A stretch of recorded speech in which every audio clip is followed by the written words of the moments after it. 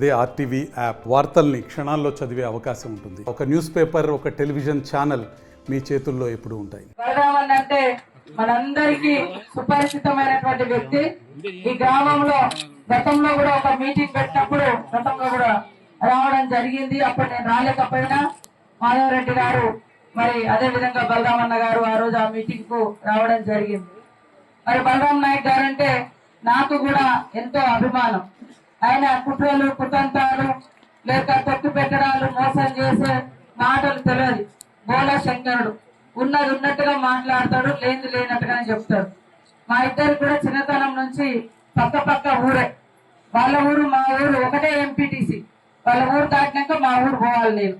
కాబట్టి ఆ రోజు నేను తెలుగుదేశంలో ఉన్నా, కాంగ్రెస్ పార్టీ కేంద్ర మంత్రిగా ఉన్నప్పటికీ మా ఇద్దరి మధ్య ఎలాంటి విభేదాలు లేకుండా ములుగు నియోజకవర్గ అభివృద్ధి కోసం మరి అనేక కార్యక్రమాలను కూడా తీసుకురావడం జరిగింది.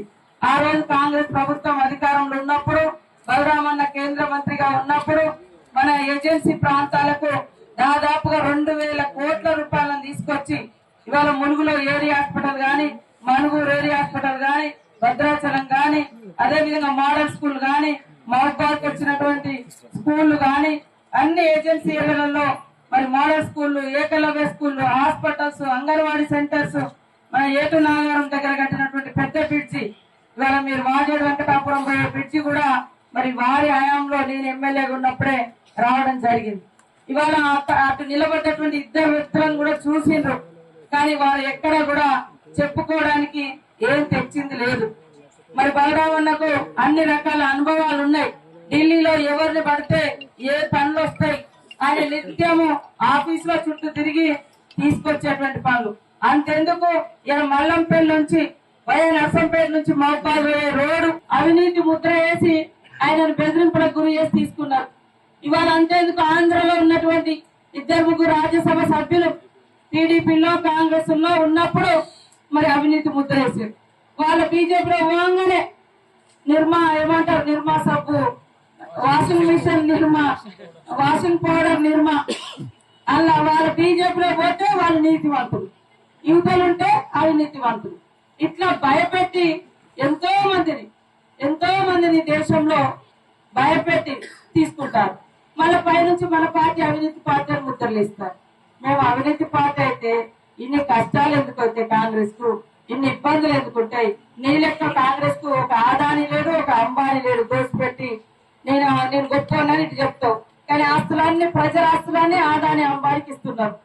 కాబట్టి ఒక్కసారి ఆలోచించాలి. బీఆర్ఎస్ బీజేపీ కాలంలో పేదల మీద, బడుగు బలహీన వర్గాల మీద, రైతుల మీద నష్టమే జరిగింది. ఉద్యోగాలు కూడా తీసేసారు. అటవీ హక్కుల చట్టానికి కూడా ఇప్పుడు కేంద్రం తూట్లు పొడుస్తుంది. మనలాంటి వాళ్ళు ఒక బోరేసినా, ఒక ఇల్లు కట్టినా కష్టం. అదే మైనింగ్ చదివితే మాత్రం గ్రామ సభల అనుమతి లేకుండా వాళ్ళకి ఇష్టం ఉన్న వాళ్ళకి ఇచ్చుకోవచ్చు కేంద్రం. కానీ మనం ఒక బోరు పెట్టుకుంటే లేదా ఒక బోర్ వేసుకుంటే, ఒక మడి కడితే దానికి కేసులు, ఇట్లాంటి కొత్త చట్టాలు తీసుకొచ్చారు, సవరణలు తీసుకొచ్చారు. అదే కాకుండా మరి ఎన్నో రకాలుగా మీరు చూస్తా ఉన్నారు. ప్రజలు తినే తిండి మీద జీఎస్టీ పన్నులు, ప్రజలు కట్టుకునే బట్టల మీద పన్ను 12%, పిల్లగాళ్ళు స్కూళ్ల మీద పన్ను, చచ్చిపోతే పన్ను, పుడితే పన్ను, ప్రతిది కూడా ట్యాక్స్. పన్నులను చూస్తే భయం అవుతుంది. ప్రతిదానికి పన్నులు వేస్తారు. అరే ధరలన్నీ పోయినాయంటే అలా కేంద్రం వసూలు చేస్తారు పెద్ద ఎత్తున. వాళ్ళకి ఇవ్వాలి కాబట్టి 100 రూపాయలలో 12 రూపాయలు బట్టల మీద అదే పోవాలి. కాబట్టి వాళ్ళ లాభం వీళ్ళ లాభం చూసుకొని మన మీద భారం వేస్తా ఉన్నారు. కాబట్టి దయచేసి కాంగ్రెస్ ప్రభుత్వం వచ్చిన నాటి నుండి మరి ప్రజల కోసం మంచిగా చేయాలనే రేవంత్ రెడ్డి గారి ప్రభుత్వం ఆలోచనలో ఉంది. మా అక్కలకు అందరికి కూడా ఉచితంగా బస్సు ప్రయాణం పెట్టడం జరిగింది. బస్సు ప్రయాణం పెడితే ఆటో సోదరులను రెచ్చగొట్టారు, ఆటోలో ఎట్లా బతకాలని. అరే ఇక్కడ నుంచి ఇలా ఏలుబేలు నుంచి హన్మకొండ పోవాలి, ఆటో అక్కడ దాకా వస్తారా? హైదరాబాద్ దాకా పోవాలి, ఆటో అక్కడ దాకా నడుస్తారా? అందుకనే లొల్లులు వస్తే చాలా ఊర్లో ఇంకా బస్సులు అవసరం ఉన్నాయి. మీ ఊర్లో కూడా అవసరం ఉంది. కానీ మరి ఆటో సోదరులతోటి ఆ రకంగా రెచ్చగొట్టి ఆడవాళ్ళందరూ కాంగ్రెస్ కు దగ్గరైతారు. మరి మహిళల మీద భారం లేకుండా చేస్తుంది కాంగ్రెస్ ప్రభుత్వం అని రెచ్చగొడుతున్నారు. ఆటో బాధలు కూడా మాకు తెలుసు. వాళ్ళకు కూడా రోడ్ ట్యాక్స్ గాని ఇతరత్ర గాని రాయితీలు ఇవ్వాలని ప్రభుత్వం ఆలోచన చేసింది. మీకు గతంలో చూస్తే 100 ఎకరాలు ఉన్న వాళ్ళకి కరెంటు బిల్లు లేదు, వాళ్ళకు ఫ్రీ. చేనులలో 100 ఎకరాల చేనులు ఉంటాయి, ఫామ్ హౌస్ ఉంటుంది. కానీ ఇక్కడ 2 బుక్కలు ఒక ఫ్యాన్ ఉంటే మాత్రం కరెంటు బిల్లు వసూలు చేసేది. కానీ మన ప్రభుత్వం 200 యూనిట్ల వరకు మీకు ఇళ్లలో కరెంటు ఫ్రీ ఇచ్చింది. చేనులలో ఎట్లా ఫ్రీనే ఇస్తాం, ఇళ్లలో కూడా ఫ్రీగానే ఇవ్వడం జరిగింది. మరి బీజేపీ బీఆర్ఎస్ ఉన్నప్పుడు 500 కాంగ్రెస్ ఉన్నప్పుడు గ్యాస్ ధర ఈ 2 ప్రభుత్వాలు వచ్చిన తర్వాత 1200 పెంచింది. దాన్ని ఇప్పుడు 500కే గ్యాస్ మళ్ళీ ఇస్తా ఉన్నాం. 5 లక్షలతోటి ఇల్లు కూడా ఆల్రెడీ శాంక్షన్ వచ్చేసింది, జీవో వచ్చింది, మాదిగ కార్పొరేషన్ కూడా అయింది. కాబట్టి గత ప్రభుత్వాలు ఎంతసేపు కులాలు మతాలు వెన్నులు పెట్టి ఒక్క ఉద్యోగాలు కూడా ఇవ్వలే, ఒక్క డెవలప్మెంట్ యాక్టివిటీ చేయలే. కానీ మన గవర్నమెంట్ రాగానే ఆ వివిధ కులాల కార్పొరేషన్లు కూడా, బీసీ కులాల కార్పొరేషన్లు కూడా ఏర్పాటు చేసి మరి ముందుకెళ్తుంది. ఈ లోపు కోడ్ ఉంది కాబట్టి కొన్ని పనులకు ఇబ్బంది అయింది. కానీ రేవంత్ రెడ్డి 100కు 100 స్పీడ్ తో పని చేస్తా ఉన్నారు. మేమందరం కూడా 24 గంటలు ప్రజలతో ఉంటూ ప్రజల కష్టాలు తెలుసుకుని వాటిని పరిష్కరించే విధంగా ముందుకెళ్తా ఉన్నాం. కాబట్టి దయచేసి ఎవరి మనసులో ఇటు అటు అని కావద్దు. ఇక్కడ వచ్చినటువంటి లీడర్లందరూ కూడా మీ బూతులో మీకు ఎన్ని ఓట్లు వస్తాయనేది మీరు లెక్క. తర్వాతనే బయటికి ఎవరి గ్రామంలో వారు లీడర్షిప్ చేయండి. ఒక్క ఓటు కూడా పక్కకు పోకుండా ఈ గ్రామం మీద మీరు కూడా గుర్తు పెట్టుకోండి. ఈ మండలానికి ఈ 2 మండలాల దాదాపు 100 కోట్ల వరకు, 12 కోట్ల సిసి రోడ్లు, 2 కోట్ల వరకు మంచినీళ్లకు, ఏదైతే మనం గుడులు బడులు చర్చిలు లేకుంటే ఏమేమి ఎక్కడ మసీదులు ఎక్కడ ఒప్పుకున్నాయో అవన్నిటికి కూడా నిధులు ఇస్తున్నాం. ఇంకా ఇచ్చేటి ఉన్నాయి, ఇస్తా. కానీ మెజార్టీ రావాలి. మెజార్టీ లేకుండా నా దగ్గరకు వస్తే నేను కూడా మీరెట్లా మెజార్టీ తెలియదు, నేను కూడా గట్ట పక్కకు తెచ్చుకుంటా. అవునా కాదా? మరి నేనైతే 24 గంటలు కష్టపడుతున్నా. ఏ ఒక్క రోజు కూడా ఖాళీగా లేను. ఇటు వస్తే అటు ఆదిలాబాద్ నుంచి హైదరాబాద్ లేదన్నా మరి నా శాఖ పనులు చూసుకోవాలి కదా. మంచినీళ్ళు, పెన్షన్లు, అంగన్వాడీలో లేకుంటే ఎన్ఆర్ఈజెస్ వర్క్స్ ఇవన్నీ అవి చూసుకుంటూ మళ్ళా ఇప్పుడు నాకు ఇతర రాష్ట్రాలలో కూడా డ్యూటీ వేసిండ్రు, అటు కూడా పోతా. 150 కోట్లతోటి కూడా ఎస్టిమేషన్ వేస్తున్నారు. అదే కాకుండా మొన్న మనం అధికారంలోకి వచ్చిన తర్వాత చాలా ఊర్లలో స్థానికంగా బోర్లు కూడా వేసుకోవడానికి అనుమతి దొరికింది. మళ్ళా మన దాంట్లో వాళ్ళు వీళ్ళు పడనోళ్ళు అటు ఇటు డిస్టర్బ్ చేస్తున్నారు. కాబట్టి ఇక్కడ వాళ్ళందరూ కూడా ఆలోచించాలి. కాంగ్రెస్ ఉన్నప్పుడే పేదలకు 100 రోజుల పని చట్టం తెచ్చినాం. 100 రోజులను మోడీ వచ్చిన తర్వాత 40 రోజులకు తగ్గించింది. మనం 100 రోజులు కూలి పోతే మన పైసలు వస్తాయి. 100 రోజుల కార్డుతో కూడా రకరకాల స్కీములు ఉన్నాయి. ఇప్పుడు ఈయన 40 రోజులకే చేస్తున్నాడు, 100 రోజులు లేకుండా. అట్లనే అటవీ హక్కుల చట్టం తెచ్చినాం. ఆ అటవీ హక్కుల చట్టం కూడా ఇవాళ తూట్లు పొడిచి ఇక అడవిలో కొట్టుకున్న వాళ్ళకి అటవీ హక్కు చట్టం ఇత్తు కానీ అది అమ్ముకోవడానికి లేదు, కొనుక్కోవడానికి లేదు, తాతలు ఇచ్చింది కొడుకులు ఇవ్వడానికి లేదు. ఇట్లాంటి సవరణలు ఇట్లాంటి తీసుకొచ్చి ఆదాని అమ్మాయిలకు మాత్రం అడిగంతా కట్టబెట్టేటట్టుగా ఇవాళ ట్రైబల్ ఏరియాలలో ఐటీడీఎల్ తీసుకొచ్చింది కాంగ్రెస్, రిజర్వేషన్లు ఇచ్చింది కాంగ్రెస్. ఇవాళ అన్ని వర్గాలను కాపాడే విధంగా రాజ్యాంగాన్ని ఇచ్చింది కాంగ్రెస్. ఇక్కడ కూర్చున్న వాళ్ళందరి హక్కులు, మనిషి స్వేచ్ఛ, మాట్లాడే హక్కు, విద్యా హక్కు, మరి భారతదేశంలో ఎక్కడైనా జీవించే హక్కు, ఇవన్నీ కూడా భారతీయులకు ఆ రోజు రాజ్యాంగం ఇచ్చింది. ఆ రాజ్యాంగాన్ని రచింపజేసింది కాంగ్రెస్ ప్రభుత్వం. ఇప్పుడు దాన్ని తీసేసి రిజర్వేషన్లు వద్దు, మాట్లాడే స్వేచ్ఛ ఉండొద్దు, చదువు అవసరం లేదు, అన్ని వేద పాతకాలం నాటి మరి పురాణాలు తీసుకొచ్చి మళ్ళా చేయాలని చేస్తా ఉన్నారు. మీరు ఆలోచించండి. మరి బీఆర్ఎస్ కు ఓటేస్తే ఎటు పనికిరాదు, ఇక వేస్ట్ అయిపోయింది. ఇక్కడ లేరు వాళ్ళు, అక్కడ వచ్చే పరిస్థితి లేదు. జాతీయ పార్టీ కూడా కాదు. లీడర్షిప్ అనేది ఊకే అక్కదిక్కు అన్నదిక్కు ఇక్కడ చూసుడు కాదు. లీడర్లా ఎదగాలంటే గ్రామాన్ని లీడ్ చేయాలి. అవసరం ఉన్న కాడ 10 రూపాయలు ఖర్చు పెట్టుకొని మంచికి చెడుకు జనానికి క్యాడర్ కు అందుబాటులో ఉండాలి. మరి మండలం అయినా, గ్రామం అయినా, జిల్లా అయినా, నాయకత్వం అయినా కూడా పని చేసుకుంటూ పోతే ప్రజలు గుర్తిస్తారు.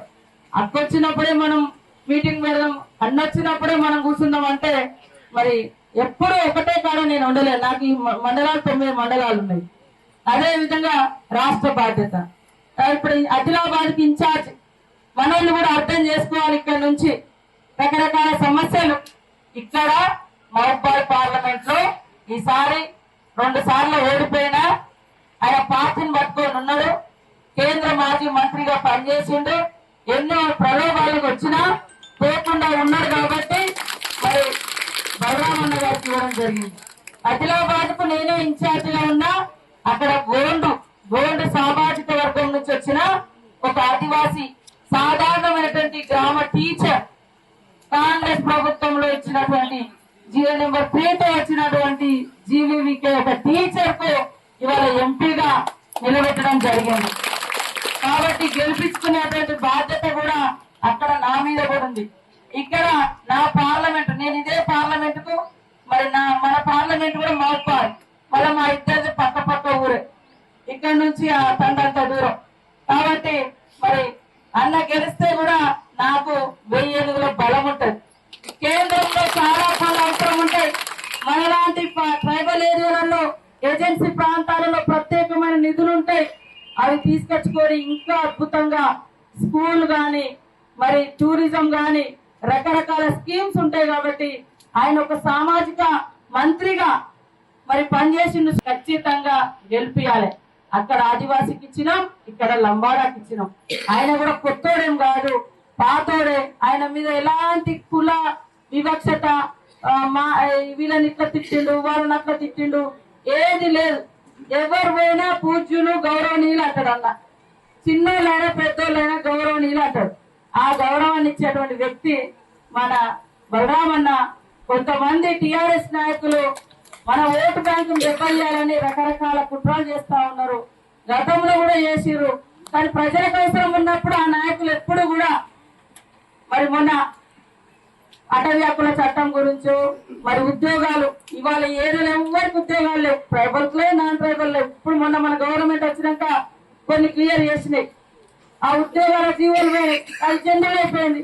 జనరల్ అంటే హైదరాబాద్ నుంచి వచ్చిన కూడా ఇక్కడ ఉద్యోగం ఎత్తుకోవచ్చు ఇప్పుడు. కాబట్టి అట్లాంటప్పుడు ఏ నాయకుడు వచ్చి మాట్లాడలే. ఇట్లాంటి ఎన్నో ఉన్నాయి బీఆర్ఎస్ బీజేపీ పాలనలో. కాబట్టి రాబోయేటువంటి కాలంలో ఎలక్షన్లు అయిన తర్వాత నెక్స్ట్ క్యాబినెట్ లో మిగిలిన పోడు భూములకు గాని గిరిజనేతర రైతులకు సంబంధించి గాని ఇవన్నిటికీ ఒక పరిష్కారం వస్తుంది.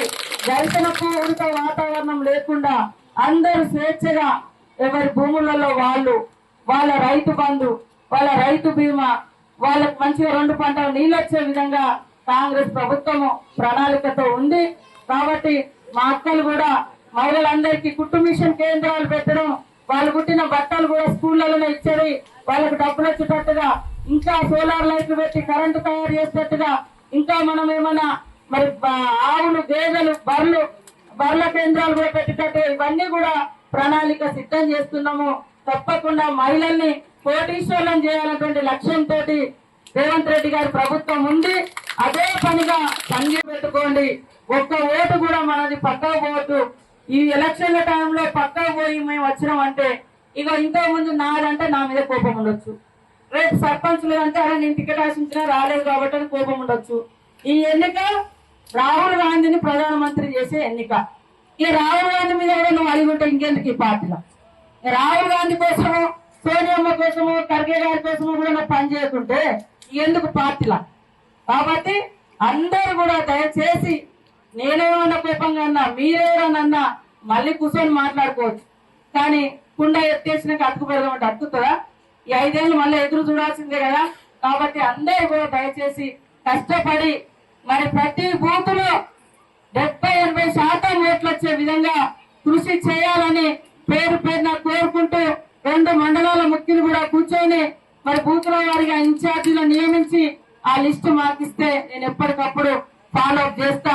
మళ్ళీ కూడా నేను తిరుగుతూనే ఉంటా.